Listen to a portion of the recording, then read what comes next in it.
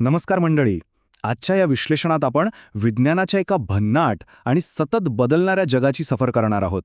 विज्ञान म्हणजे फक्त जाडजूड पुस्तकांमध्ये दडलेली रटाळ माहिती किंवा पाठ करायची तथ्य अजिबात नाही बरं का. खरं विज्ञान म्हणजे सतत प्रश्न विचारणं आणि नवनवीन प्रयोग करत राहणं. चला तर मग याच्या मुळाशी जाऊया. तुम्ही कधी मैदानावर कागदाचं विमान भिरकावून पाहिलंय? साहजिकच पाहिलं असेल, पण ते फक्त एक खेळणं नसतं.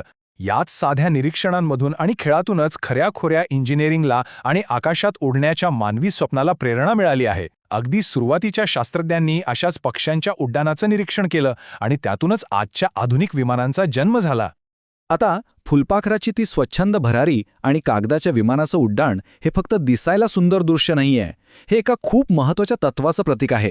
जसं फुलपाखरू मुक्तपणे उडताना, अगदी तसंच जेव्हा आपल्या मनात एखाद्या गोष्टीबद्दल कुतूहल निर्माण होतं, तेव्हा आपल्या शिकण्याच्या प्रक्रियेला खऱ्या अर्थाने पंख फुटतात. थोडक्यात सांगायचं तर कुतूहल हाच आपला खरा मार्गदर्शक आहे. आणि हेच विज्ञानाचं खरं मर्म आहे. इथे दिलेला हा विचार अगदी तंतोतंत लागू पडतो. हे काही फक्त तथ्यांचं पुस्तक नाहीये, तर हे प्रश्न विचारण्याचं, प्रयोग करण्याचं आणि नवं काहीतरी शोधण्याचे खुलं निमंत्रण आहे. म्हणजे बघा, जग जर खरोखर समजून घ्यायचं असेल तर फक्त 4 भिंतींच्या आत बसून चालणार नाही. बाहेर पडा, आजूबाजूला बघा आणि विज्ञानाला एका सतत चालणाऱ्या रोमांचक प्रवासासारखा अनुभवा. तर आपला पहिला मुख्य भाग आहे एक परस्परांशी जोडलेलं जाळं, जे अगदी सूक्ष्म गोष्टींपासून ते अवाढव्य विश्वापर्यंत पसरलेलं आहे. आता एक खूप रंजक गोष्ट बघूया.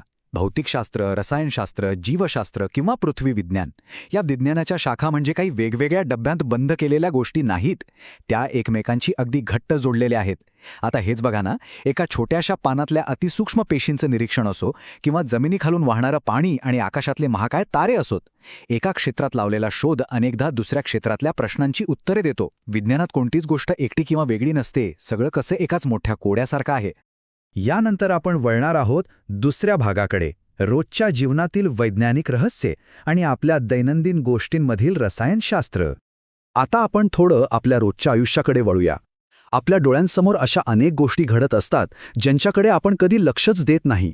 उदाहरणार्थ, काही फळं चवीला आंबट का लागतात, किंवा शाळेच्या गणवेशावर पडलेला हळदीचा डाग साबणाने धुताना तो अचानक लाल का होतो. अगदी साधा दिवा लावण्यासाठी तरी नेमक्या कोणत्या गोष्टी लागतात. ही सगळी उदाहरणं आपल्याला सांगतात की रसायनशास्त्र आणि भौतिकशास्त्र आपल्या घरात, आपल्या स्वयंपाकघरात सतत काम करत असतात. आपल्या आजूबाजूला सतत काही ना काही बदल घडतच असतात, नाही का? कधी रिमोटची बॅटरी संपते, कधी फ्रीजमधला बर्फ वितळून त्याचं पाणी होतं, फळं पिकतात, तर कधी मोठ्या खडकांचे तुटून लहान खडे बनतात. आता यात गंमत काय माहितीये? यातील काही बदल आपण पूर्ववत करू शकतो. जसं की बर्फाचं पाणी झाल्यावर आपण ते पाणी पुन्हा गोठवून त्याचा बर्फ करू शकतो. पण काही बदल मात्र कायमस्वरूपी असतात. आणि या अनेक बदलांमागे उष्णता ही एका मोठ्या ड्रायव्हरसारखं काम करते. आता तिसरा भाग पाहूया, वैश्विक घड्याळ, वेळ, प्रकाश आणि अवकाश. चला, आता जरा व्यापक दृष्टिकोनातून विचार करूया. मानवाने काळाचं म्हणजेच वेळेचं मोजमाप कसं सुरू केलं हे पाहणं खूपच भारी आहे. अगदी सुरुवातीला माणसाने सूर्याच्या प्रकाशामुळे पडणाऱ्या सावल्यांवरून वेळेचा अंदाज बांधायला सुरुवात केली. त्यानंतर अनेक वर्षांनी इलेक्ट्रिक घड्याळांचं युग आलं. आणि आज आपण हातावर अत्यंत अचूक अशी स्मार्ट आणि डिजिटल घड्याळे बांधून फिरतोय. हा संपूर्ण प्रवास खरोखरच थट्ट करणारा आहे. आता प्रकाशाबद्दलच बोलायचं झालं तर प्रकाश म्हणजे फक्त रात्रीच्या वेळी पुस्तक वाचण्यासाठी वापरला जाणारा बल्ब नाहीये. या प्रकाशाच्या मूळ स्वरूपाबद्दल जेव्हा आपण प्रश्न विचारले, तेव्हा कुठे जाऊन आपल्याला या अवाढ्य विश्वाची इतकी सखोल माहिती मिळाली. थोडक्यात सांगायचं तर प्रकाशाचा अभ्यास हीच विश्वाची रहस्य उलगडण्याची एक मोठी गुरुकिल्ली आहे. आणि याच प्रकाशाचा आणि ग्रहांच्या गतीचा खेळ किती भव्य असू शकतो हे आपण पाहतोच. पृथ्वी आणि चंद्राच्या सावल्यांमुळेच सूर्यग्रहण आणि चंद्रग्रहणासारख्या अद्भुत घटना घडतात. आपली पृथ्वी स्वतःभोवती फिरते, ज्यामुळे दिवस आणि रात्र यांचं सुंदर चक्र अविरत सुरू राहतं. आणि ती सूर्याभोवती फिरते, म्हणूनच तर आपल्या या सुंदर ग्रहावर जीवसृष्टीचा एवढा अचूक समतोल टिकून आहे. आणि आता आपण पोहोचलो आहोत चौथ्या आणि सर्वात रंजक भागाकडे, उत्तरांवर प्रश्न विचारणे. सर्वात महत्त्वाचे वैज्ञानिक कौशल्य. आता आपण या विश्लेषणाच्या सर्वात महत्त्वाच्या टप्प्यावर आलो आहोत. इथे आपण आपली विचार करण्याची पारंपरिक पद्धत पार उलटी करून बघणार आहोत. बघा, पारंपरिक शिक्षण पद्धतीत काय होतं? आपल्याला प्रश्न दिले जातात आणि आपण त्याची उत्तरे शोधतो. पण एका खऱ्या संशोधकाचा दृष्टिकोन याच्या अगदी उलट असतो. तिथे तुमच्यासमोर आधीच उत्तरे असू शकतात आणि तुम्हाला त्यावरून अद्भुत प्रश्न तयार करावे लागतात. महान शास्त्रज्ञ हे त्यांनी दिलेल्या उत्तरांवरून नाही, तर त्यांनी विचारलेल्या अचूक आणि भन्नाट प्रश्नांवरून ओळखले जातात. चला, एक छोटीशी गमतीशीर टेस्ट घेऊया. तुमच्या समोर एक विचित्र उत्तर आहे, कारण मांजरीचे दात वाकडे होते. आता जरा डोकं चालवा आणि विचार करा की असा कोणता मजेदार किंवा रंजक प्रश्न असेल ज्याचं हे उत्तर असू शकेल. आपल्या कल्पनाशक्तीला मोकळीक देण्याचा हा एक उत्तम मार्ग आहे. काय असेल बरं तो प्रश्न? आता हे पुढचं उत्तर बघा. हे खरंच खूप इंटरेस्टिंग आहे.